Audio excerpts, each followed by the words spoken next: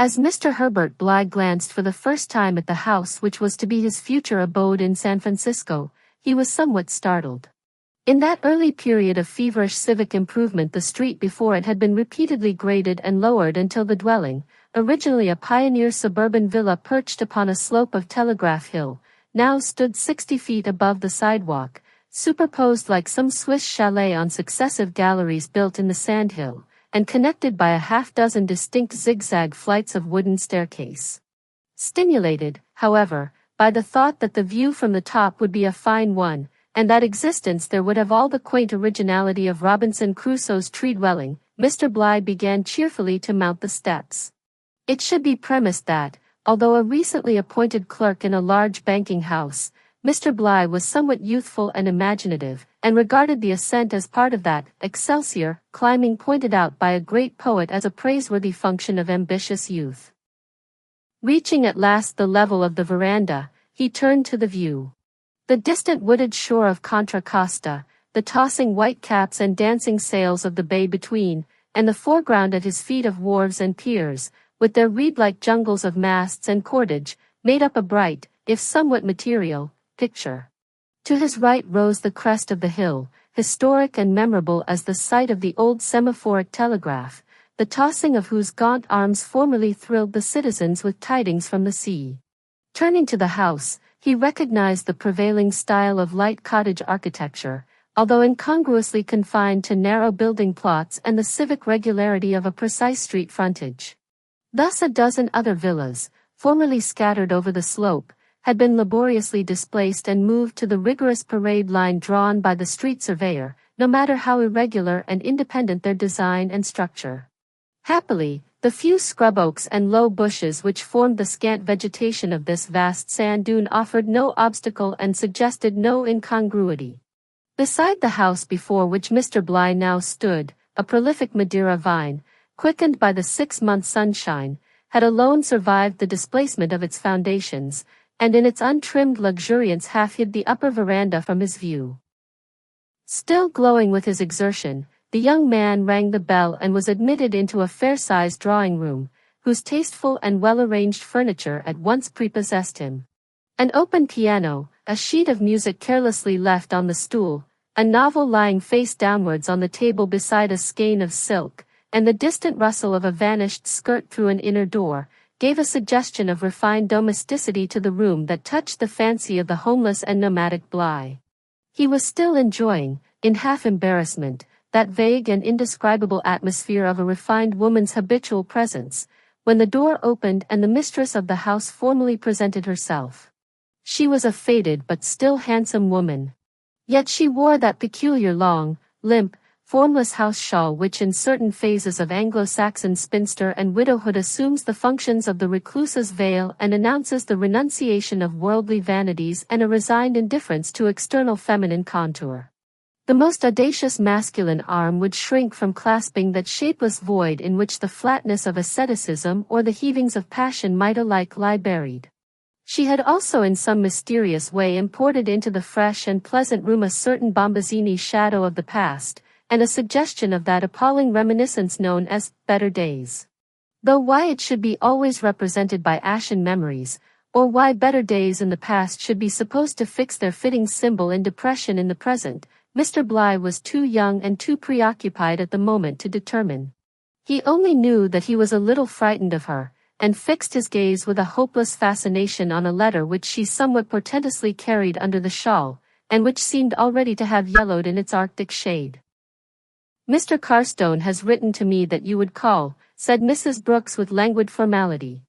"Mr. Carstone was a valued friend of my late husband, and I suppose has told you the circumstances, the only circumstances, which admit of my entertaining his proposition of taking anybody, even temporarily, under my roof.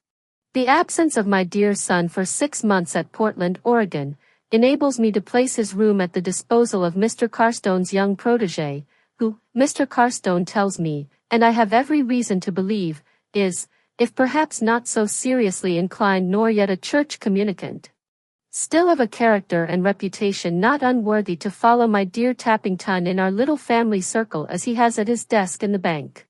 The sensitive Bligh, struggling painfully out of an abstraction as to how he was ever to offer the weekly rent of his lodgings to such a remote and respectable person, and also somewhat embarrassed at being appealed to in the third person, here started and bowed.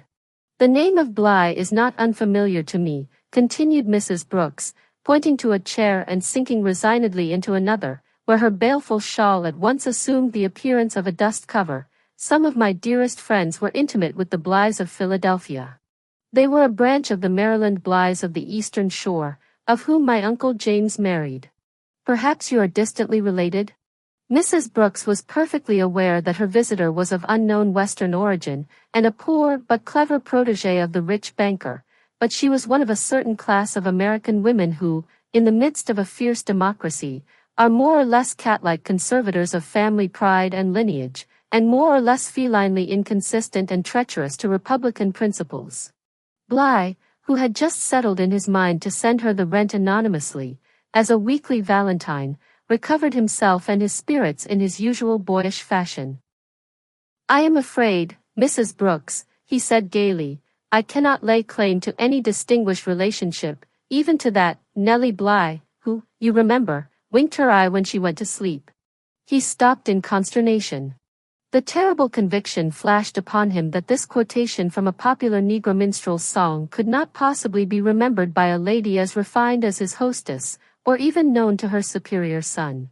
The conviction was intensified by Mrs. Brooks rising with a smileless face, slightly shedding the possible vulgarity with a shake of her shawl, and remarking that she would show him her son's room, led the way upstairs to the apartment recently vacated by the perfect Tappington.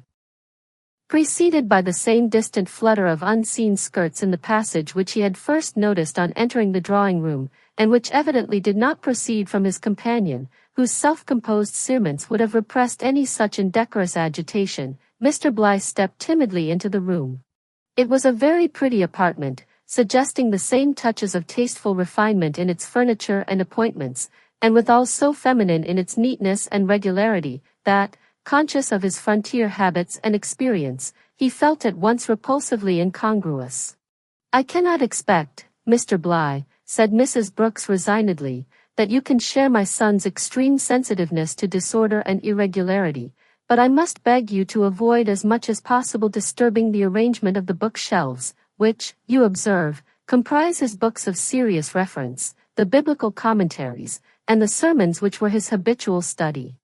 I must beg you to exercise the same care in reference to the valuable offerings from his Sabbath school scholars which are upon the mantel.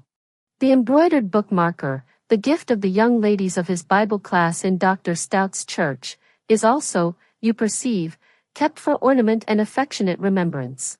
The harmonium, even if you are not yourself given to sacred song, I trust you will not find in your way, nor object to my daughter continuing her practice during your daily absence. Thank you. The door you are looking at leads by a flight of steps to the side street." "A very convenient arrangement," said Bly hopefully, who saw a chance for an occasional unostentatious escape from a too protracted contemplation of Tappington's perfections. "I mean," he added hurriedly, "to avoid disturbing you at night. I believe my son had neither the necessity nor desire to use it for that purpose," returned Mrs. Brooks severely, "although he found it sometimes a convenient short cut to church on Sabbath when he was late." Bly, who in his boyish sensitiveness to external impressions had by this time concluded that a life divided between the past perfections of Tappington and the present renunciations of Mrs. Brooks would be intolerable, and was again abstractedly inventing some delicate excuse for withdrawing without committing himself further, was here suddenly attracted by a repetition of the rustling of the unseen skirt. This time it was nearer, and this time it seemed to strike even Mrs. Brooks's remote preoccupation. "My daughter, who is deeply devoted to her brother," she said, slightly raising her voice, "will take upon herself the care of looking after Tappington's precious mementos, and spare you the trouble. Cherry, dear. This way. This is the young gentleman spoken of by Mr. Carstone, your papa's friend. My daughter Cherubina, Mr. Bly."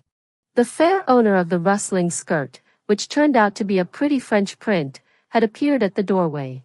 She was a tall, slim blonde, with a shy, startled manner, as of a penitent nun who was suffering for some conventual transgression, a resemblance that was heightened by her short-cut hair, that might have been cropped as if for punishment. A certain likeness to her mother suggested that she was qualifying for that saint's ascetic shawl, subject, however, to rebellious intervals, indicated in the occasional sidelong fires of her gray eyes. Yet the vague impression that she knew more of the world than her mother, and that she did not look at all as if her name was Cherubina, struck Bligh in the same momentary glance. Mr. Bligh is naturally pleased with what he has seen of our dear Tappington's appointments, and as I gather from Mr. Carstone's letter that he is anxious to enter at once and make the most of the dear boy's absence, you will see, my dear Cherry, that Ellen has everything ready for him. Before the unfortunate Bligh could explain or protest, the young girl lifted her gray eyes to his. Whether she had perceived and understood his perplexity he could not tell, but the swift shy glance was at once appealing, assuring, and intelligent. She was certainly unlike her mother and brother. Acting with his usual impulsiveness, he forgot his previous resolution, and before he left had engaged to begin his occupation of the room on the following day. The next afternoon found him installed. Yet, after he had unpacked his modest possessions and put them away, after he had placed his few books on the shelves, where they looked glaringly trivial and frivolous beside the late tenant's severe studies, after he had set out his scanty treasures in the way of photographs and some curious mementos of his wandering life, and then quickly put them back again with a sudden angry pride at exposing them to the unsympathetic incongruity of the other ornaments, he, nevertheless, felt ill at ease. He glanced in vain around the pretty room. It was not the delicately flowered wallpaper, it was not the white and blue muslin window curtains gracefully tied up with blue and white ribbons, it was not the spotless bed, with its blue and white festooned mosquito net and flounced valances, and its medallion portrait of an unknown bishop at the back, it was not the few tastefully framed engravings of certain cardinal virtues, the Rock of Ages, and the Guardian Angel. It was not the casts in relief of night and morning, it was certainly not the cozy dimity-covered armchairs and sofa, nor yet the clean-swept polished grate with its cheerful fire sparkling against the chill afternoon sea fogs without, neither was it the mere feminine suggestion, for that touched a sympathetic chord in his impulsive nature, nor the religious and ascetic influence, for he had occupied a monastic cell in a school of the padres at an old mission, and slept profoundly. It was none of those, and yet a part of all.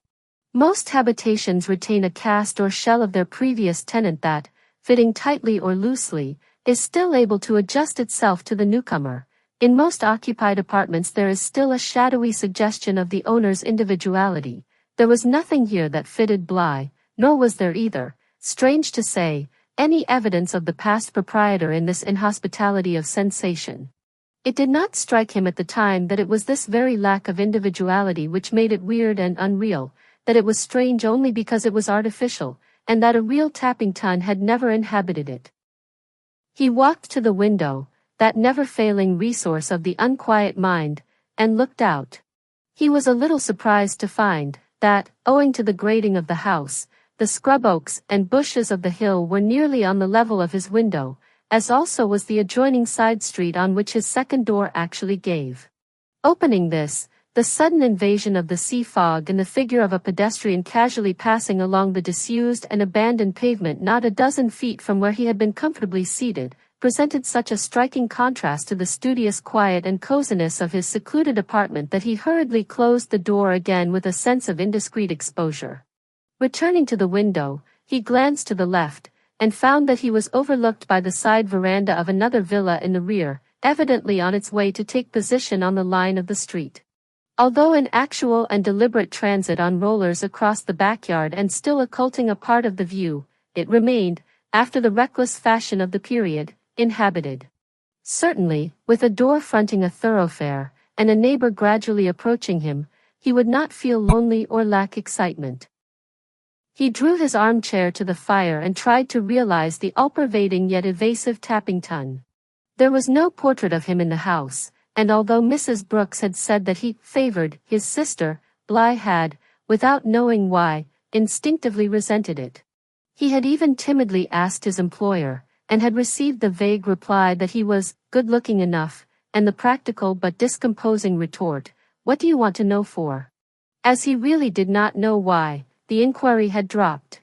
He stared at the monumental crystal inkstand half full of ink, yet spotless and free from stains, that stood on the table, and tried to picture Tappington daintily dipping into it to thank the fair donors, daughters of Rebecca.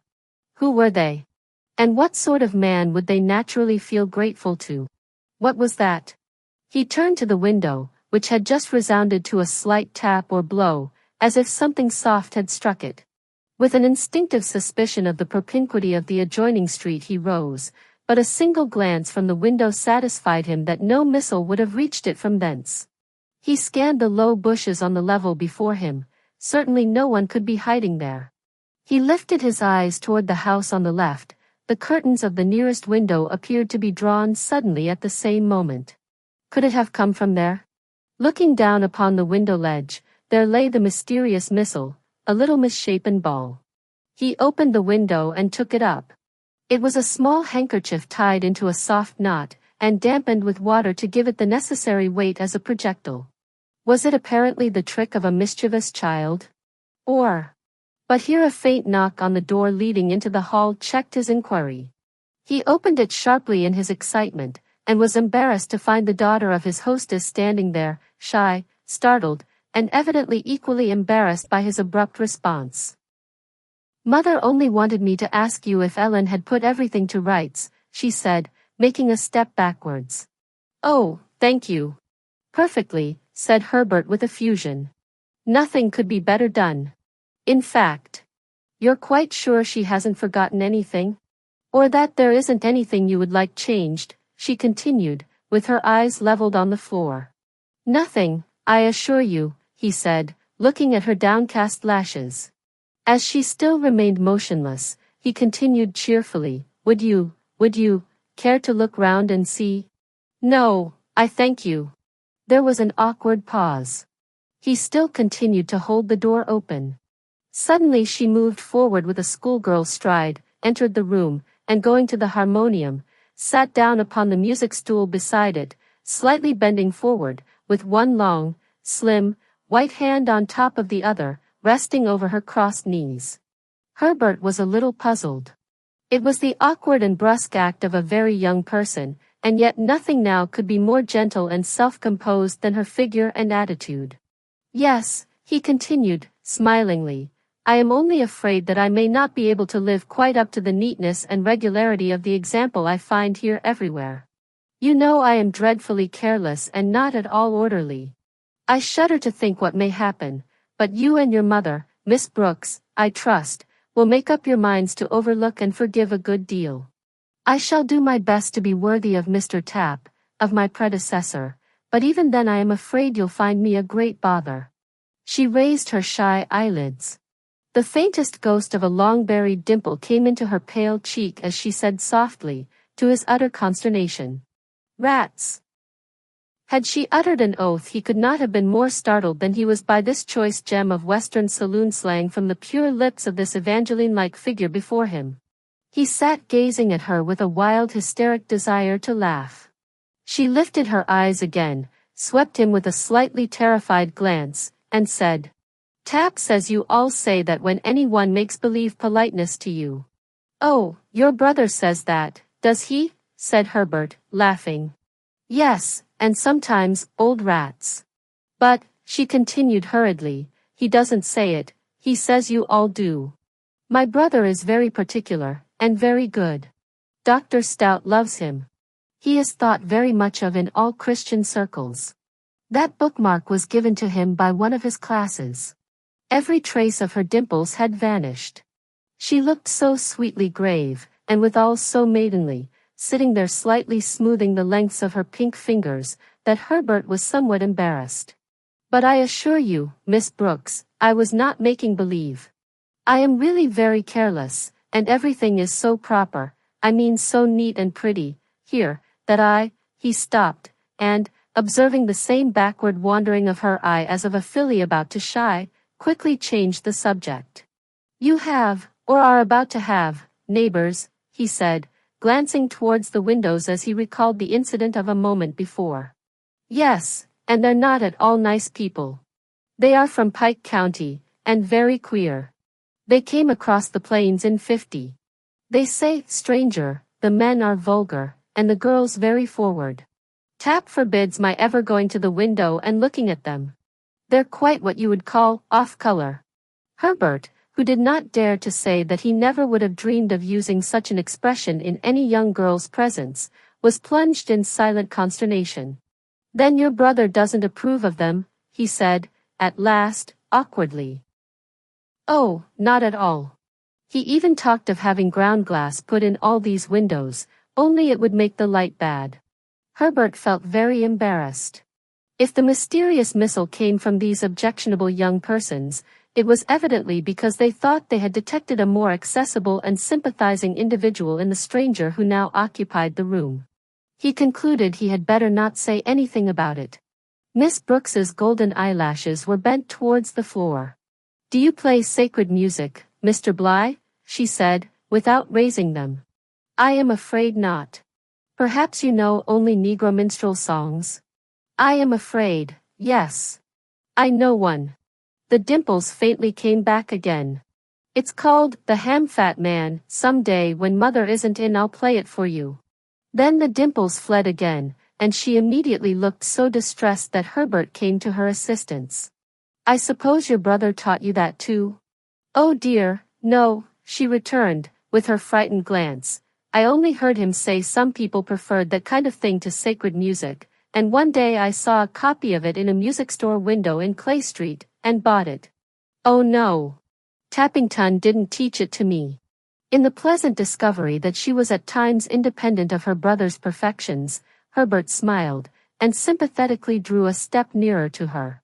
She rose at once, somewhat primly holding back the sides of her skirt, schoolgirl fashion, with thumb and finger, and her eyes cast down. "Good afternoon, Mr. Bligh. Must you go?" "Good afternoon." She walked directly to the open door, looking very tall and stately as she did so, but without turning towards him. When she reached it she lifted her eyes. There was the slightest suggestion of a return of her dimples in the relaxation of her grave little mouth. Then she said, "Goodbye, Mr. Bligh," and departed. The skirt of her dress rustled for an instant in the passage. Herbert looked after her. "I wonder if she skipped then. She looks like a girl that might skip at such a time," he said to himself. "How very odd she is, and how simple. But I must pull her up in that slang when I know her better." Fancy her brother telling her that. What a pair they must be.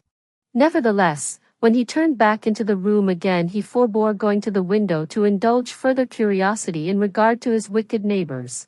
A certain new feeling of respect to his late companion, and possibly to himself, held him in check.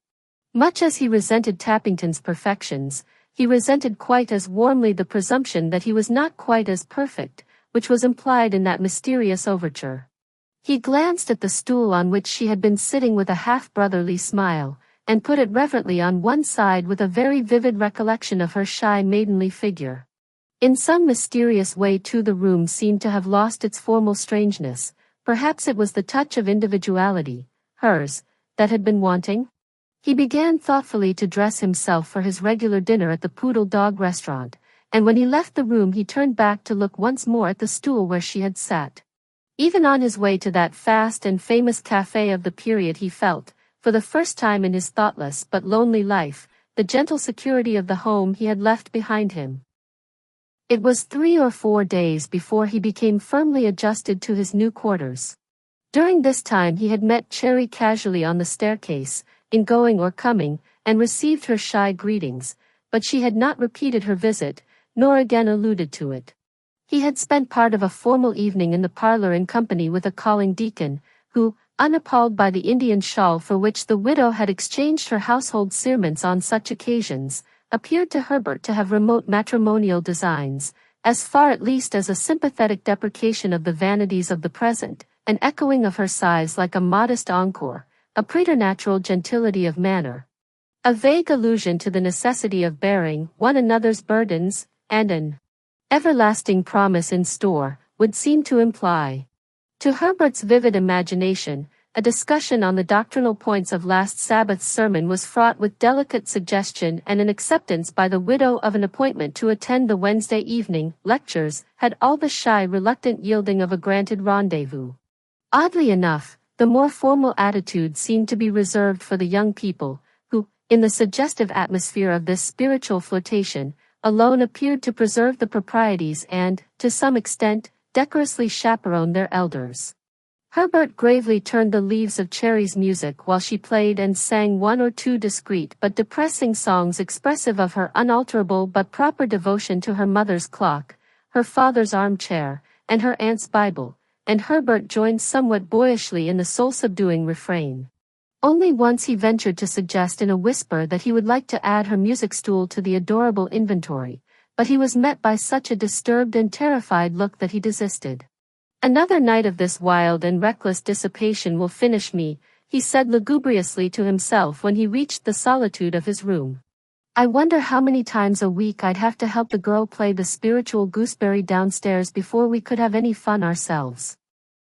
Here the sound of distant laughter, interspersed with vivacious feminine shrieks, came through the open window. He glanced between the curtains. His neighbor's house was brilliantly lit, and the shadows of a few romping figures were chasing each other across the muslin shades of the windows. The objectionable young women were evidently enjoying themselves. In some conditions of the mind there is a certain exasperation in the spectacle of unmeaning enjoyment, and he shut the window sharply. At the same moment someone knocked at his door. It was Miss Brooks, who had just come upstairs. "Will you please let me have my music stool?" He stared at her a moment in surprise, then recovering himself, said, "Yes, certainly," and brought the stool. For an instant he was tempted to ask why she wanted it, but his pride forbade him. "Thank you. Good night." "Good night. I hope it wasn't in your way." "Not at all. Good night." "Good night." She vanished. Herbert was perplexed. Between young ladies whose naive exuberance impelled them to throw handkerchiefs at his window and young ladies whose equally naive modesty demanded the withdrawal from his bedroom of a chair on which they had once sat, his lot seemed to have fallen in a troubled locality. Yet a day or two later he heard Cherry practicing on the harmonium as he was ascending the stairs on his return from business. She had departed before he entered the room, but had left the music stool behind her. It was not again removed. One Sunday, the second or third of his tenancy, when Cherry and her mother were at church, and he had finished some work that he had brought from the bank, his former restlessness and sense of strangeness returned. The regular afternoon fog had thickened early, and, driving him back from a cheerless, chilly ramble on the hill, had left him still more depressed and solitary. In sheer desperation he moved some of the furniture, and changed the disposition of several smaller ornaments. Growing bolder, he even attacked the sacred shelf devoted to Tappington's serious literature and moral studies. At first glance the book of sermons looked suspiciously fresh and new for a volume of habitual reference, but its leaves were carefully cut, and contained one or two bookmarks. It was only another evidence of that perfect youth's care and neatness. As he was replacing it he noticed a small object folded in white paper at the back of the shelf. To put the book back into its former position it was necessary to take this out. He did so, but its contents slid from his fingers and the paper to the floor. To his utter consternation, looking down he saw a pack of playing cards strewn at his feet. He hurriedly picked them up. They were worn and slippery from use, and exhaled a faint odor of tobacco. Had they been left there by some temporary visitor unknown to Tappington and his family, or had they been hastily hidden by a servant? Yet they were of a make and texture superior to those that a servant would possess. Looking at them carefully, he recognized them to be of a quality used by the better-class gamblers. Restoring them carefully to their former position, he was tempted to take out the other volumes, and was rewarded with the further discovery of a small box of ivory counters, known as poker chips. It was really very extraordinary. It was quite the cash of some habitual gambler. Herbert smiled grimly at the irreverent incongruity of the hiding place selected by its unknown and mysterious owner, and amused himself by fancying the horror of his sainted predecessor had he made the discovery. He determined to replace them, and to put some mark upon the volumes before them in order to detect any future disturbance of them in his absence. Ought he not to take Miss Brooks in his confidence? Or should he say nothing about it at present, and trust to chance to discover the sacrilegious hider? Could it possibly be Cherry herself, guilty of the same innocent curiosity that had impelled her to buy the ham-fat man? Preposterous. Besides, the cards had been used, and she could not play poker alone. He watched the rolling fog extinguish the line of Russian Hill, the last bit of far perspective from his window. He glanced at his neighbor's veranda, already dripping with moisture. The windows were blank. He remembered to have heard the girls giggling in passing down the side street on their way to church, and had noticed from behind his own curtains that one was rather pretty. This led him to think of Cherry again, and to recall the quaint yet melancholy grace of her figure as she sat on the stool opposite. Why had she withdrawn it so abruptly? Did she consider his jesting allusion to it indecorous and presuming? Had he really meant it seriously, and was he beginning to think too much about her? Would she ever come again? How nice it would be if she returned from church alone early, and they could have a comfortable chat together here. Would she sing the ham-fat man for him? Would the dimples come back if she did? Should he ever know more of this quaint repressed side of her nature? After all, what a dear, graceful, tantalizing, lovable creature she was.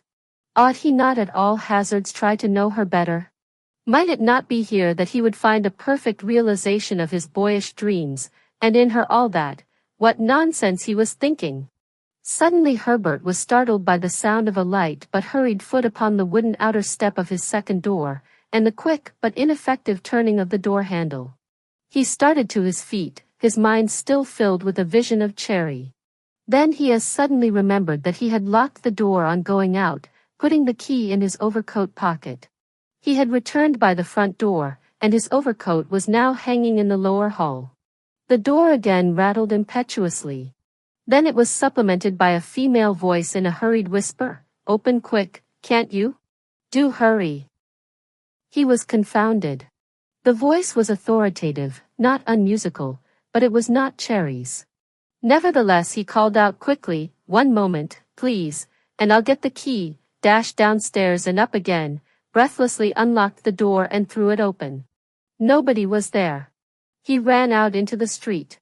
On one side it terminated abruptly on the cliff on which his dwelling was perched, on the other, it descended more gradually into the next thoroughfare, but up and down the street, on either hand, no one was to be seen. A slightly superstitious feeling for an instant crept over him. Then he reflected that the mysterious visitor could in the interval of his getting the key have easily slipped down the steps of the cliff or entered the shrubbery of one of the adjacent houses. But why had she not waited? And what did she want? As he re-entered his door he mechanically raised his eyes to the windows of his neighbors. This time he certainly was not mistaken. The two amused, mischievous faces that suddenly disappeared behind the curtain as he looked up showed that the incident had not been unwitnessed. Yet it was impossible that it could have been either of them. Their house was only accessible by a long detour. It might have been the trick of a confederate, but the tone of half familiarity and half entreaty in the unseen visitor's voice dispelled the idea of any collusion. He entered the room and closed the door angrily. A grim smile stole over his face as he glanced around at the dainty saint-like appointments of the absent Tappington, and thought what that irreproachable young man would have said to the indecorous intrusion, even though it had been a mistake. Would those shameless Pike County girls have dared to laugh at him? But he was again puzzled to know why he himself should have been selected for this singular experience. Why was he considered fair game for these girls?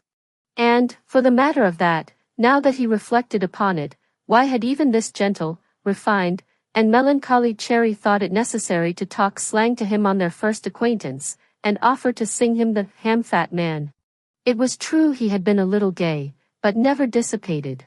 Of course he was not a saint, like Tappington. Oh, that was it. He believed he understood it now. He was suffering from that extravagant conception of what worldliness consists of, so common to very good people with no knowledge of the world. Compared to Tappington he was in their eyes, of course, a rake and a roue. The explanation pleased him. He would not keep it to himself. He would gain Cherry's confidence and enlist her sympathies. Her gentle nature would revolt at this injustice to their lonely lodger. She would see that there were degrees of goodness besides her brother's. She would perhaps sit on that stool again and not sing the ham-fat man. A day or two afterwards the opportunity seemed offered to him. As he was coming home and ascending the long hilly street, his eye was taken by a tall graceful figure just preceding him. It was she. He had never before seen her in the street, and was now struck with her ladylike bearing and the grave superiority of her perfectly simple attire. In a thoroughfare haunted by handsome women and striking toilettes, the refined grace of her morning costume, and a certain stateliness that gave her the look of a young widow, was a contrast that evidently attracted others than himself. It was with an odd mingling of pride and jealousy that he watched the admiring yet respectful glances of the passers-by, some of whom turned to look again, and one or two to retrace their steps and follow her at a decorous distance. This caused him to quicken his own pace, with a new anxiety and a remorseful sense of wasted opportunity. What a booby he had been, not to have made more of his contiguity to this charming girl, to have been frightened at the naive decorum of her maidenly instincts. He reached her side, and raised his hat with a trepidation at her newfound graces, with a boldness that was defiant of her other admirers. She blushed slightly. "I thought you'd overtake me before," she said naively. "I saw you ever so long ago." He stammered, with an equal simplicity, that he had not dared to. She looked a little frightened again, and then said hurriedly, "I only thought that I would meet you on Montgomery Street, and we would walk home together. I don't like to go out alone, and mother cannot always go with me. Tappington never cared to take me out, I don't know why. I think he didn't like the people staring and stopping us. But they stare more, don't you think, when one is alone? So I thought if you were coming straight home we might come together, unless you have something else to do." Herbert impulsively reiterated his joy at meeting her, and averred that no other engagement, either of business or pleasure, could or would stand in his way. Looking up, however, it was with some consternation that he saw they were already within a block of the house. "Suppose we take a turn around the hill and come back by the old street down the steps," he suggested earnestly. The next moment he regretted it. The frightened look returned to her eyes, her face became melancholy and formal again. "No," she said quickly. "That would be taking a walk with you like these young girls and their young men on Saturdays. That's what Ellen does with the butcher's boy on Sundays. Tappington often used to meet them. Doing the philanders, as he says you call it." It struck Herbert that the didactic Tappington's method of inculcating a horror of slang in his sister's breast was open to some objection, but they were already on the steps of their house, and he was too much mortified at the reception of his last unhappy suggestion to make the confidential disclosure he had intended, even if there had still been time. "There's mother waiting for me," she said, after an awkward pause, pointing to the figure of Mrs. Brooks dimly outlined on the veranda. "I suppose she was beginning to be worried about my being out alone. She'll be so glad I met you." It didn't appear to Herbert, however, that Mrs. Brooks exhibited any extravagant joy over the occurrence, and she almost instantly retired with her daughter into the sitting room, linking her arm in Cherry's, and, as it were, empanoplying her with her own invulnerable shawl. Herbert went to his room more dissatisfied with himself than ever. 2 or 3 days elapsed without his seeing Cherry. Even the well-known rustle of her skirt in the passage was missing. On the third evening he resolved to bear the formal terrors of the drawing-room again, and stumbled upon a decorous party consisting of Mrs. Brooks, the deacon, and the pastor's wife, but not Cherry. It struck him on entering that the momentary awkwardness of the company and the formal beginning of a new topic indicated that he had been the subject of their previous conversation. In this idea he continued, through that vague spirit of opposition which attacks impulsive people in such circumstances, to generally disagree with them on all subjects, and to exaggerate what he chose to believe they thought objectionable in him. He did not remain long, but learned in that brief interval that Cherry had gone to visit a friend in Contra Costa, and would be absent a fortnight, and he was conscious that the information was conveyed to him with a peculiar significance. The result of which was only to intensify his interest in the absent Cherry, and for a week to plunge him in a sea of conflicting doubts and resolutions. At one time he thought seriously of demanding an explanation from Mrs. Brooks, and of confiding to her, as he had intended to do to Cherry, his fears that his character had been misinterpreted, and his reasons for believing so. But here he was met by the difficulty of formulating what he wished to have explained, and some doubts as to whether his confidences were prudent. At another time he contemplated a serious imitation of Tappington's perfections, a renunciation of the world, and an entire change in his habits. He would go regularly to church, her church, and take up Tappington's desolate Bible class. But here the torturing doubt arose whether a young lady who betrayed a certain secular curiosity, and who had evidently depended upon her brother for a knowledge of the world, would entirely like it. At times he thought of giving up the room and abandoning forever this doubly dangerous proximity, but here again he was deterred by the difficulty of giving a satisfactory reason to his employer, who had procured it as a favor. His passion, for such he began to fear it to be, led him once to the extravagance of asking a day's holiday from the bank, which he vaguely spent in the streets of Oakland in the hope of accidentally meeting the exiled Cherry. The fortnight slowly passed. She returned, but he did not see her. She was always out or engaged in her room with some female friend when Herbert was at home. This was singular, as she had never appeared to him as a young girl who was fond of visiting or had ever affected female friendships. In fact, there was little doubt now that, wittingly or unwittingly, she was avoiding him. He was moodily sitting by the fire one evening, having returned early from dinner. In reply to his habitual but affectedly careless inquiry, Ellen had told him that Mrs. Brooks was confined to her room by a slight headache, and that Miss Brooks was out. He was trying to read, and listening to the wind that occasionally rattled the casement and caused the solitary gas lamp that was visible in the side street to flicker and leap wildly. Suddenly he heard the same footfall upon his outer step and a light tap at the door. Determined this time to solve the mystery, he sprang to his feet and ran to the door, but to his anger and astonishment it was locked and the key was gone. Yet he was positive that he had not taken it out. The tap was timidly repeated. In desperation he called out, "Please don't go away yet. The key is gone, but I'll find it in a moment." Nevertheless he was at his wit's end. There was a hesitating pause and then the sound of a key cautiously thrust into the lock. It turned, the door opened, and a tall figure, whose face and form were completely hidden in a veil and long gray shawl, quickly glided into the room and closed the door behind it. Then it suddenly raised its arms, the shawl was parted, the veil fell aside, and Cherry stood before him. Her face was quite pale. Her eyes, usually downcast, frightened, or coldly clear, were bright and beautiful with excitement. The dimples were faintly there, although the smile was sad and half hysterical.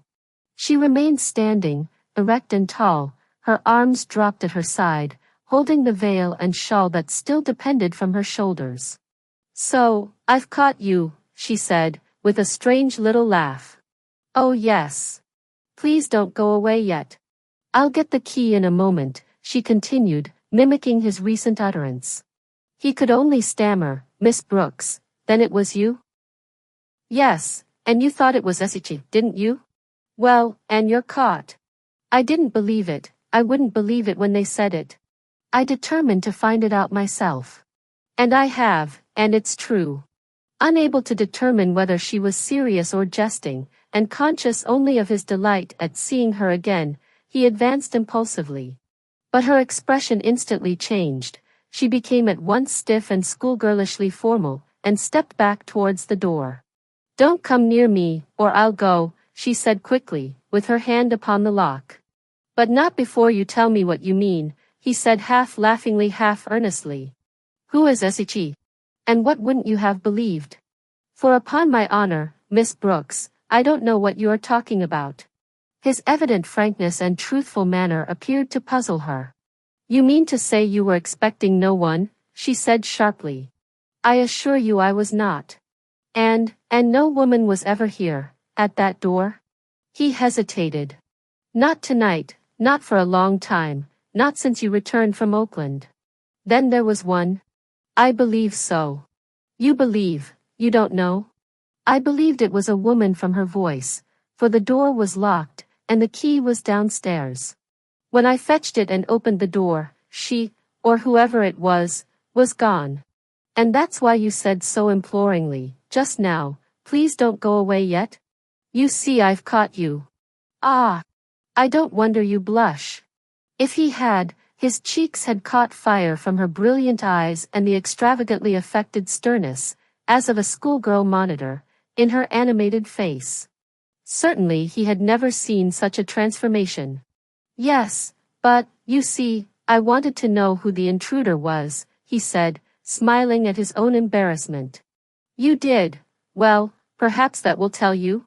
It was found under your door before I went away. She suddenly produced from her pocket a folded paper and handed it to him. It was a misspelt scrawl, and ran as follows. Why are you so cruel? Why do you keep me dancing on the steps before them girls at the windows? Was it that stuck-up saint, Miss Brooks, that you were afraid of, my dear? Oh, you faithless trotter! Wait till I catch you. I'll tear your eyes out and hern. It did not require great penetration for Herbert to be instantly convinced that the writer of this vulgar epistle and the owner of the unknown voice were two very different individuals. The note was evidently a trick. A suspicion of its perpetrators flashed upon him. Whoever the woman was, it was not she who wrote the note, he said positively. Somebody must have seen her at the door. I remember now that those girls, your neighbors, were watching me from their window when I came out. Depend upon it, that letter comes from them. Cherry's eyes opened widely with a sudden childlike perception, and then shyly dropped. Yes, she said slowly, they did watch you. They know it, for it was they who made it the talk of the neighborhood, and that's how it came to Mother's ears. She stopped, and, with a frightened look, stepped back towards the door again. Then that was why your mother.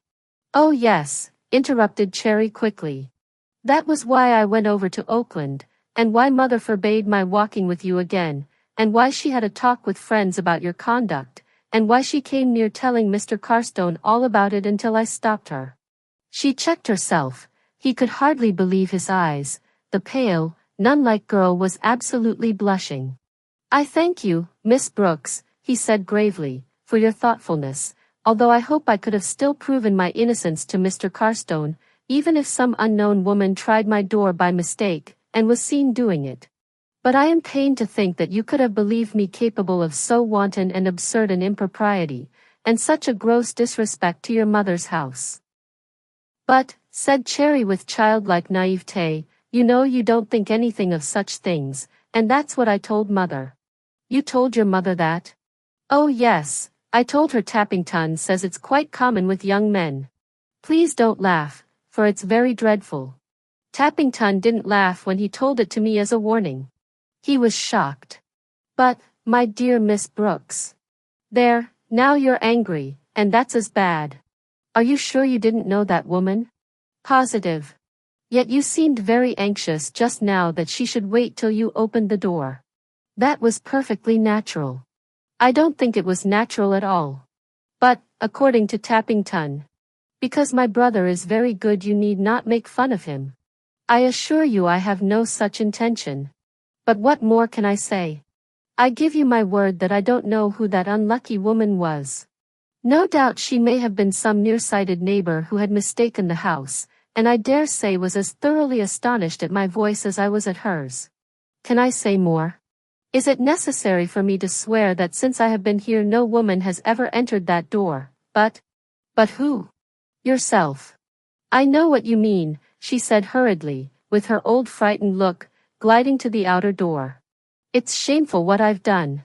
But I only did it because I had faith in you, and didn't believe what they said was true. She had already turned the lock. There were tears in her pretty eyes. Stop, said Herbert gently.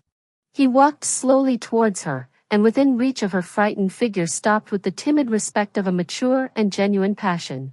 You must not be seen going out of that door, he said gravely. You must let me go first, and, when I am gone, lock the door again and go through the hall to your own room. No one must know that I was in the house when you came in at that door. Good night." Without offering his hand, he lifted his eyes to her face. The dimples were all there, and something else. He bowed and passed out. 10 minutes later he ostentatiously returned to the house by the front door, and proceeded up the stairs to his own room. As he cast a glance around, he saw that the music stool had been moved before the fire, evidently with the view of attracting his attention. Lying upon it, carefully folded, was the veil that she had worn. There could be no doubt that it was left there purposely.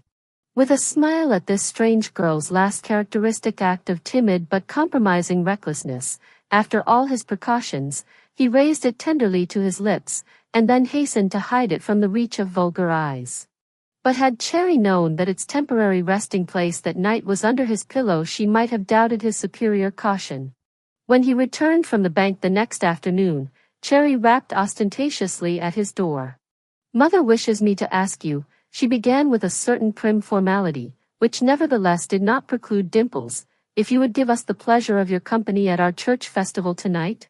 There will be a concert and a collation. You could accompany us there if you cared. Our friends and Tappingtons would be so glad to see you, and Dr. Stout would be delighted to make your acquaintance." "Certainly," said Herbert, delighted and yet astounded. Then, he added in a lower voice, "Your mother no longer believes me so dreadfully culpable?"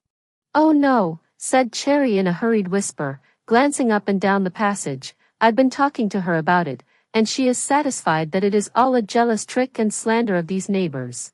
Why, I told her that they had even said that I was that mysterious woman, that I came that way to you because she had forbidden my seeing you openly." "What? You dared say that?" "Yes, don't you see? Suppose they said they had seen me coming in last night. That answers it," she said triumphantly. "Oh, it does," he said vacantly. "Perfectly. So you see, she's convinced that she ought to put you on the same footing as Tappington, before everybody, and then there won't be any trouble. You'll come, won't you? It won't be so very good. And then, I've told Mother that as there have been so many street fights, and so much talk about the Vigilance Committee lately, I ought to have somebody for an escort when I am coming home. And if you're known, you see, as one of us, there'll be no harm in your meeting me." "Thank you," he said, extending his hand gratefully. Her fingers rested a moment in his. "Where did you put it?" she said demurely. "It? Oh. It's all safe," he said quickly, but somewhat vaguely. "But I don't call the upper drawer of your bureau safe," she returned poutingly, "where everybody can go. So you'll find it now inside the harmonium, on the keyboard." "Oh, thank you. It's quite natural to have left it there accidentally, isn't it?" she said imploringly, assisted by all her dimples. Alas! She had forgotten that he was still holding her hand. Consequently, she had not time to snatch it away and vanish, with a stifled little cry, before it had been pressed 2 or 3 times to his lips. A little ashamed of his own boldness, Herbert remained for a few moments in the doorway listening, and looking uneasily down the dark passage. Presently a slight sound came over the fanlight of Cherry's room. Could he believe his ears? The saint-like Cherry, no doubt tutored, for example's sake, by the perfect Tappington, was softly whistling. In this simple fashion the first pages of this little idyll were quietly turned. The book might have been closed or laid aside even then. But it so chanced that Cherry was an unconscious prophet, and presently it actually became a prudential necessity for her to have a masculine escort when she walked out. For a growing state of lawlessness and crime culminated one day the deep tocsin of the Vigilance Committee, and at its stroke 50,000 peaceful men, reverting to the first principles of social safety, sprang to arms, assembled at their quarters, or patrolled the streets. In another hour the city of San Francisco was in the hands of a mob, the most peaceful, orderly, well-organized, and temperate the world had ever known, and yet in conception as lawless, autocratic, and imperious as the conditions it opposed. Herbert, enrolled in the same section with his employer and 1 or 2 fellow clerks, had participated in the meetings of the committee with the lightheartedness and irresponsibility of youth, regretting only the loss of his usual walk with Cherry and the hours that kept him from her house. He was returning from a protracted meeting one night, when the number of arrests and searching for proscribed and suspected characters had been so large as to induce fears of organized resistance and rescue, and on reaching the foot of the hill found it already so late, that to avoid disturbing the family he resolved to enter his room directly by the door in the side street. On inserting his key in the lock it met with some resisting obstacle, which, however, yielded and apparently dropped on the mat inside. Opening the door and stepping into the perfectly dark apartment, he trod upon this object, which proved to be another key. The family must have procured it for their convenience during his absence, and after locking the door had carelessly left it in the lock. It was lucky that it had yielded so readily. The fire had gone out. He closed the door and lit the gas, and after taking off his overcoat moved to the door leading into the passage to listen if anybody was still stirring. To his utter astonishment he found it locked. What was more remarkable, the key was also inside. An inexplicable feeling took possession of him. He glanced suddenly around the room, and then his eye fell upon the bed. Lying there, stretched at full length, was the recumbent figure of a man. He was apparently in the profound sleep of utter exhaustion. The attitude of his limbs and the order of his dress, of which only his collar and cravat had been loosened, showed that sleep must have overtaken him almost instantly. In fact, the bed was scarcely disturbed beyond the actual impress of his figure. He seemed to be a handsome, matured man of about 40, his dark straight hair was a little thinned over the temples, although his long heavy mustache was still youthful and virgin. His clothes, which were elegantly cut and of finer material than that in ordinary use, the delicacy and neatness of his linen, the whiteness of his hands, and, more particularly, a certain dissipated pallor of complexion and lines of recklessness on the brow and cheek, indicated to Herbert that the man before him was one of that desperate and suspected class, some of whose proscribed members he had been hunting. The professional gambler. Possibly the magnetism of Herbert's intent and astonished gaze affected him. He moved slightly, half opened his eyes, said, "Halloo," tap, rubbed them again, wholly opened them, fixed them with a lazy stare on Herbert, and said, "Now, who the devil are you?" "I think I have the right to ask that question, considering that this is my room," said Herbert sharply. "Your room?" "Yes." The stranger half raised himself on his elbow, glanced round the room, settled himself slowly back on the pillows, with his hands clasped lightly behind his head, dropped his eyelids, smiled, and said, "Rats." "What?" demanded Herbert, with a resentful sense of sacrilege to Cherry's virgin slang. "Well, old rats then. D'ye think I don't know this shebang? Look here, Johnny, what are you putting on all this side for, eh? What's your little game? Where's Tappington?" "If you mean Mr. Brooks, the son of this house, who formerly lived in this room," replied Herbert, with a formal precision intended to show a doubt of the stranger's knowledge of Tappington, "you ought to know that he has left town." "Left town," echoed the stranger, raising himself again. "Oh, I see. Getting rather too warm for him here? Humph.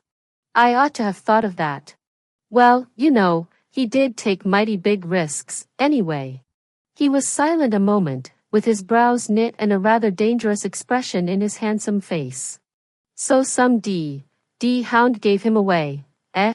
"I hadn't the pleasure of knowing Mr. Brooks except by reputation, as the respected son of the lady upon whose house you have just intruded," said Herbert frigidly, yet with a creeping consciousness of some unpleasant revelation.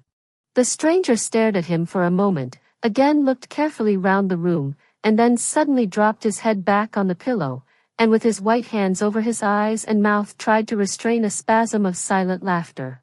After an effort he succeeded, wiped his moist eyes, and sat up. "So you didn't know Tappington, eh?" he said, lazily buttoning his collar. "No. No more do I." He retied his cravat, yawned, rose, shook himself perfectly neat again, and going to Herbert's dressing table quietly took up a brush and began to lightly brush himself, occasionally turning to the window to glance out. Presently he turned to Herbert and said, "Well, Johnny, what's your name?" "I am Herbert Bligh, of Carstone's bank. So, and a member of this same vigilance committee, I reckon, he continued. Yes. Well, Mr. Bly, I owe you an apology for coming here, and some thanks for the only sleep I've had in 48 hours. I struck this old shebang at about 10 o'clock, and it's now 2, so I reckon I've put in about 4 hours square sleep. Now, look here. He beckoned Herbert towards the window. Do you see those 3 men standing under that gaslight? Well, they're part of a gang of vigilantes who've hunted me to the hill, and are waiting to see me come out of the bushes, where they reckon I'm hiding. Go to them and say that I'm here. Tell them you've got Gentleman George Dornton, the man they've been hunting for a week, in this room. I promise you I won't stir, nor kick up a row, when they've come. Do it, and Carstone, if he's a square man, will raise your salary for it, and promote you. He yawned slightly, and then slowly looking around him, drew the easy chair towards him and dropped comfortably in it, gazing at the astounded and motionless Herbert with a lazy smile. You're wondering what my little game is, Johnny, ain't you? Well, I'll tell you. What with being hunted from pillar to post, putting my old pards to no end of trouble, and then slipping up on it whenever I think I've got a sure thing like this, he cast an almost affectionate glance at the bed, I've come to the conclusion that it's played out, and I might as well hand in my checks. It's only a question of my being run out of Frisco, or hiding until I can slip out myself, and I've reckoned I might as well give them the trouble and expense of transportation. And if I can put a good thing in your way in doing it, why, it will sort of make things square with you for the fuss I've given you. Even in the stupefaction and helplessness of knowing that the man before him was the notorious duelist and gambler George Dornton, one of the first marked for deportation by the Vigilance Committee, Herbert recognized all he had heard of his invincible coolness, courage, and almost philosophic fatalism. For an instant his youthful imagination checked even his indignation. When he recovered himself, he said, with rising color and boyish vehemence, "Whoever you may be, I am neither a police officer nor a spy. You have no right to insult me by supposing that I would profit by the mistake that made you my guest, or that I would refuse you the sanctuary of the roof that covers your insult as well as your blunder." The stranger gazed at him with an amused expression, and then rose and stretched out his hand. "Shake, Mr. Bly. You're the only man that ever kicked George Dornton when he deserved it. Good night." He took his hat and walked to the door. "Stop," said Herbert impulsively, "the night is already far gone, go back and finish your sleep." "You mean it?" "I do." The stranger turned, walked back to the bed, unfastening his coat and collar as he did so, and laid himself down in the attitude of a moment before. "I will call you in the morning," continued Herbert. "By that time," he hesitated, "by that time your pursuers may have given up their search. One word more. You will be frank with me? Go on. Tappington and you are friends?" "Well, yes." "His mother and sister know nothing of this?" "I reckon he didn't boast of it." "I didn't." "Is that all?" sleepily. "Yes." "Don't you worry about him. Good night." "Good night." But even at that moment George Dornton had dropped off in a quiet, peaceful sleep. Bly turned down the light, and, drawing his easy chair to the window, dropped into it in bewildering reflection. This then was the secret, unknown to mother and daughter, unsuspected by all. This was the double life of Tappington, half revealed in his flirtation with the neighbors, in the hidden cards behind the books, in the mysterious visitor, still unaccounted for, and now wholly exploded by this sleeping confederate, for whom, somehow, Herbert felt the greatest sympathy. What was to be done? What should he say to Cherry, to her mother, to Mr. Carstone? Yet he had felt he had done right. From time to time he turned to the motionless recumbent shadow on the bed and listened to its slow and peaceful respiration. Apart from that undefinable attraction which all original natures have for each other, the thrice-blessed mystery of protection of the helpless, for the first time in his life, seemed to dawn upon him through that night. Nevertheless, the actual dawn came slowly. Twice he nodded and awoke quickly with a start. The third time it was day. The street lamps were extinguished, and with them the moving, restless watchers seemed also to have vanished. Suddenly a formal deliberate rapping at the door leading to the hall startled him to his feet. It must be Ellen.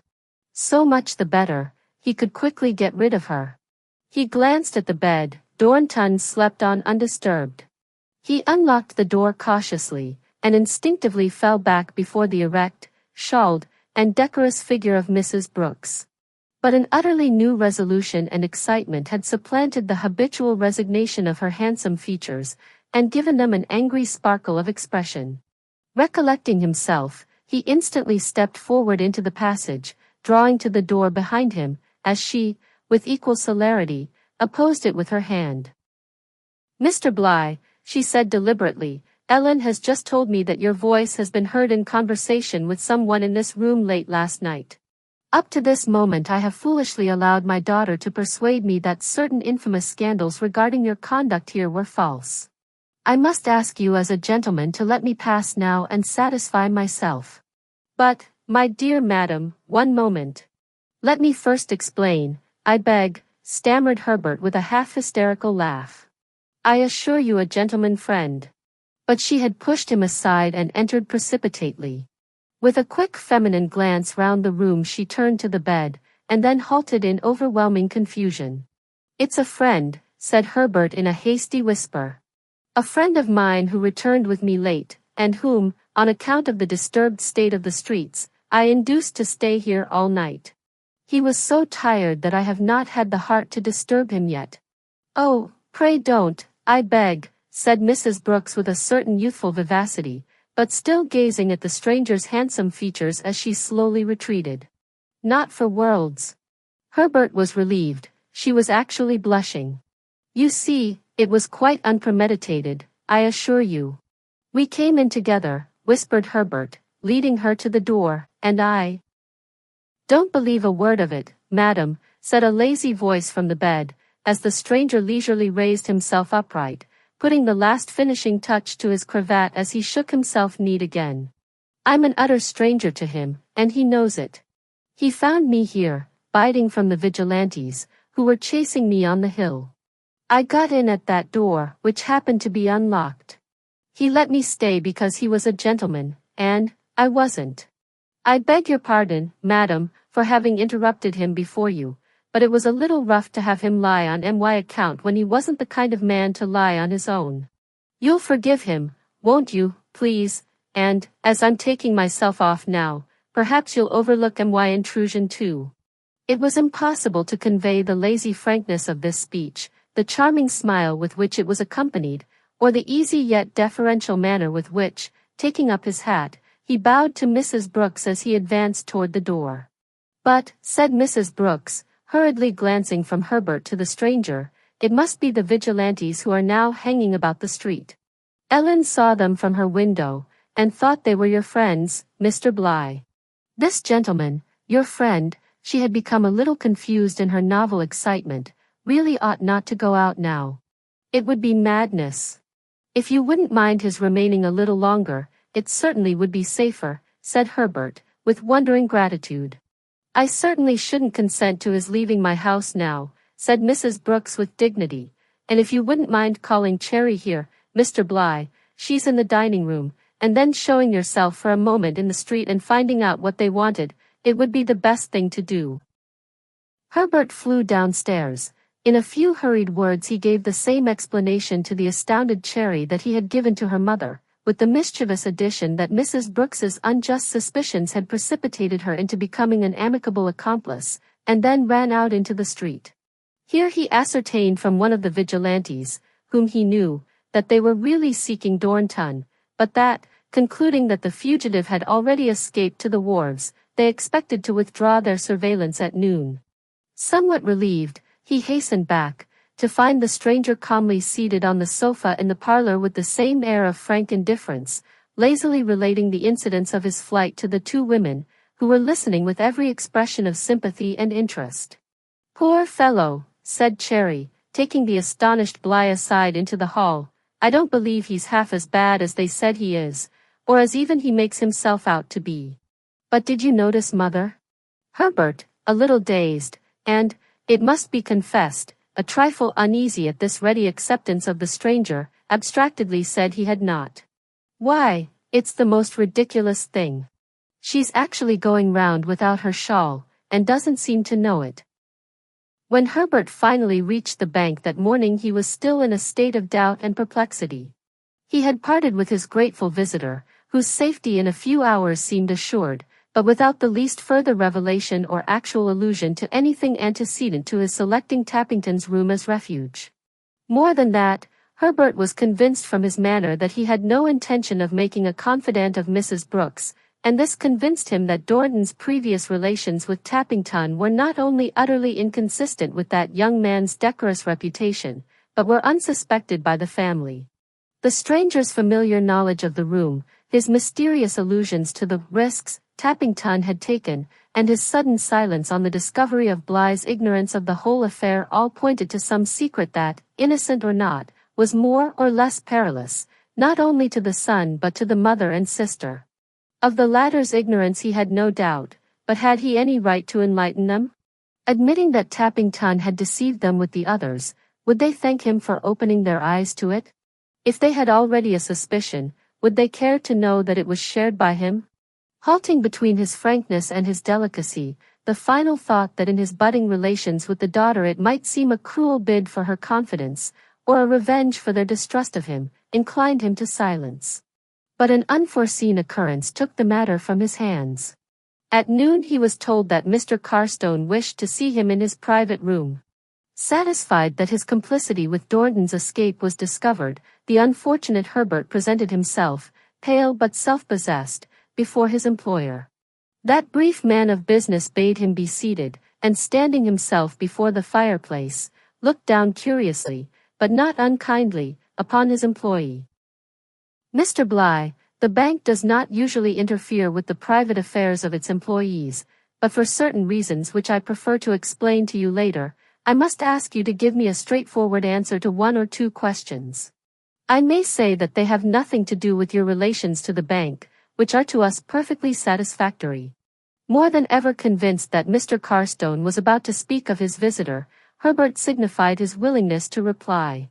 You have been seen a great deal with Miss Brooks lately, on the street and elsewhere, acting as her escort, and evidently on terms of intimacy. To do you both justice, neither of you seem to have made it a secret or avoided observation, but I must ask you directly if it is with her mother's permission? Considerably relieved, but wondering what was coming, Herbert answered, with boyish frankness, that it was. Are you engaged to the young lady? No, sir. Are you, well, Mr. Bligh, briefly, are you what is called, in love, with her? Asked the banker, with a certain brusque hurrying over of a sentiment evidently incompatible with their present business surroundings. Herbert blushed. It was the first time he had heard the question voiced, even by himself.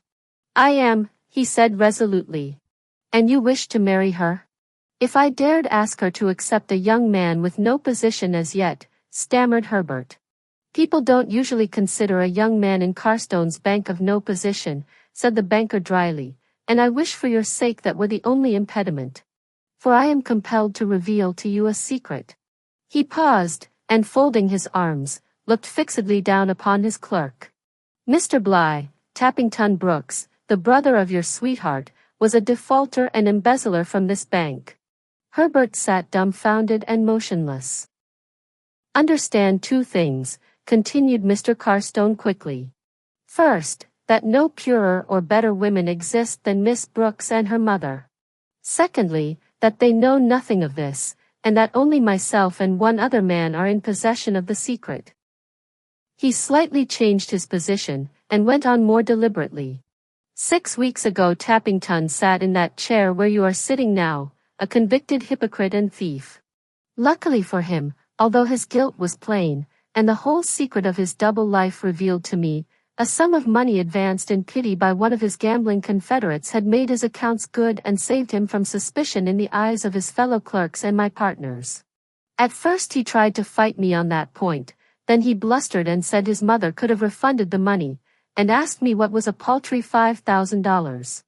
I told him, Mr. Bligh, that it might be 5 years of his youth in state prison, that it might be 5 years of sorrow and shame for his mother and sister, that it might be an everlasting stain on the name of his dead father, my friend.